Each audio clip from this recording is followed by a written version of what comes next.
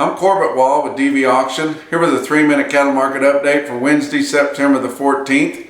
Are we in for a rebound here? The cattle futures were up both Friday and Monday, and a lot of people thought maybe we were making a big comeback, but then Tuesday come back in for another sell-off, so kind of disappointing there. But a lot of your analysts are thinking that maybe we've set the lows again. Of course, they said that the last 2 or 3 months, every few weeks, and I said this on the last report. I really don't think we've hit the bottom yet. I think it's going to have to get a little worse for the main fact that these feedlots aren't going to be able to get any more for their cattle.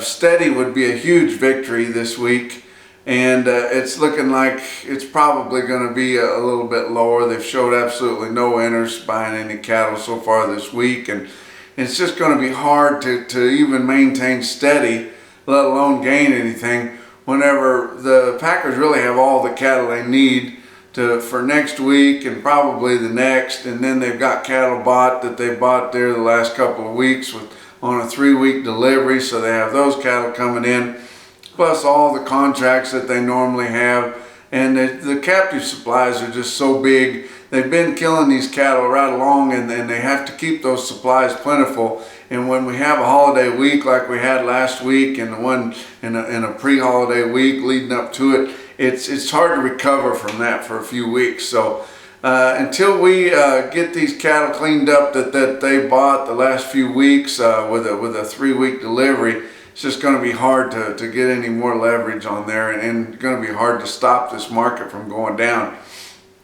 You know, your higher board was mostly due to short speculators figuring that they probably made enough money already and they were getting out and rolling into other months and things like that.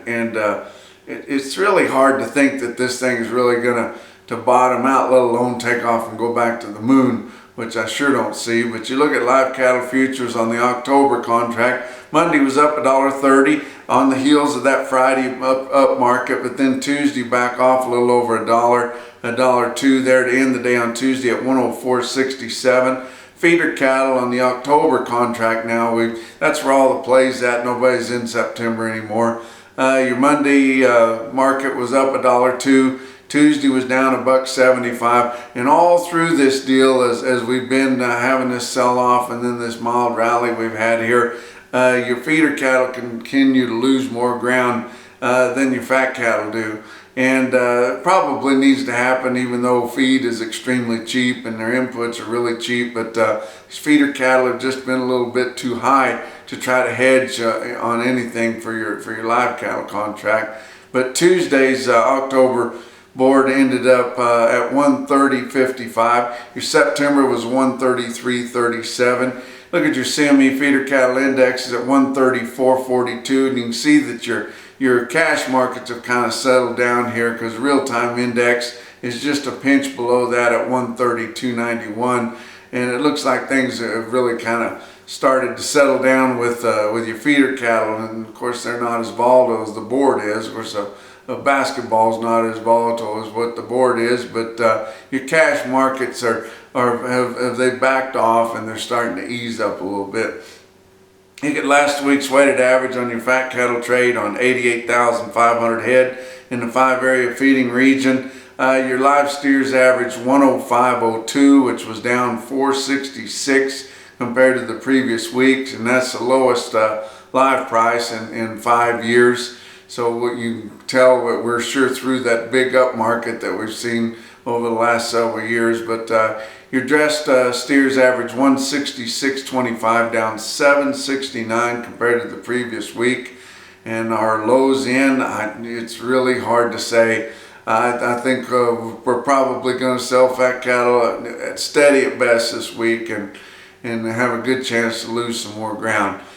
Oklahoma City cash feeder cattle market, a little over 6,000 head on Monday. Compared to 2 weeks ago, your yearlings were just steady to $2 lower. You would have thought they would have been a little more than that, because the markets that had sales both weeks, they lost quite a bit more ground than that. And maybe it was your Friday and Monday board that caused guys to jump in a little bit. But in that Oklahoma City market, it's mostly catered by corporate buyers there, and then they just needed some cattle.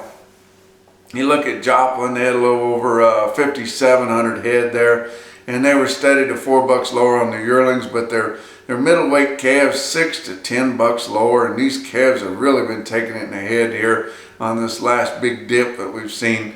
I was in the Amarillo livestock auction on Tuesday there, and of course it has its history, but let me tell you, it's sure no Bassett, Nebraska, or Green City, Missouri, or Russell, Iowa, or anything like that as far as getting big prices. But they did have one real nice load of steers in there, and you could call them northern quality, although they was carrying a little bit more flesh than what was really ideal, weighing 9.5 and still bring 125.5. So these guys are needing cattle. We've been through a holiday week there, and not a lot of yearlings trading, and the calves aren't moving yet, so these guys are still needing to buy some cattle.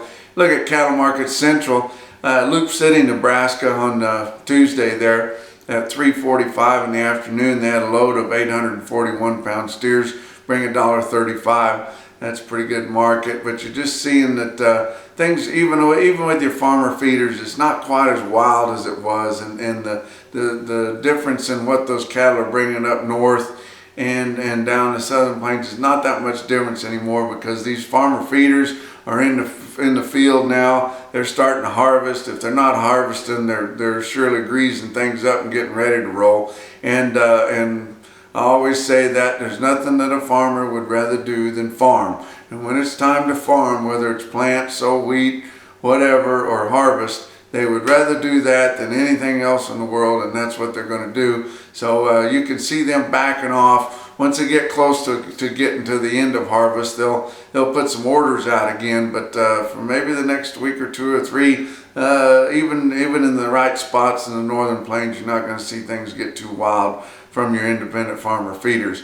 But that's 3 minutes, and we'll talk to you on Friday.